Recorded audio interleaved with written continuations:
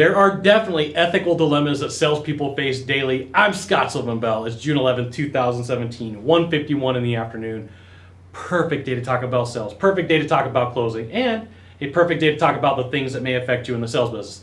We happen to be in Sacramento, California today. Perfect day. It's 72 degrees, but I'm here shooting videos. And one of the biggest dilemmas that you may face as a salesperson or deciding to go into sales is the ethical things that go on in your head. Right? Am I going to take care of people? Do I sell this and make the money? You know, there are definitely some times where you should question if you should make the sell or not. Now, I get it. You work for an organization, you work for a company, and your job is to sell, but your job is to also do the right thing. And I've sat down with buyers that really couldn't afford what I had to offer, and I have two options.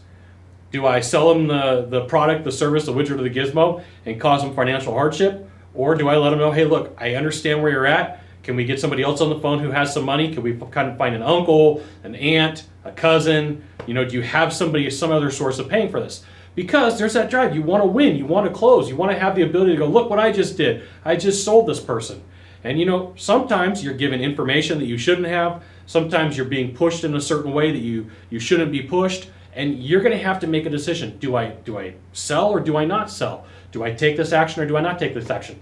And I can't tell you what to do, but I will tell you that one of the best things that you could do right now, today, is to draw a line in the sand and decide under what circumstances you would or wouldn't sell. And there's going to be times where you're going to be pushed, and it's really going to help you out to say, hey, look, I thought about this 2 years ago. If something like this ever came up, I decided that I was never going to sell, okay? You got to know that it's really easy sometimes in whatever industry that you're in to make a bad deal. But, you know, a lot of times those bad deals are going to come back and haunt you. They can hurt you way later on in life.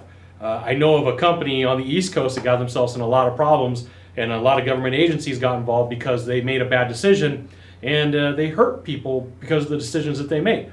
So you got to know, as a salesperson, you have decisions to make. They do impact your life. They do impact other people's lives. I can't make them for you.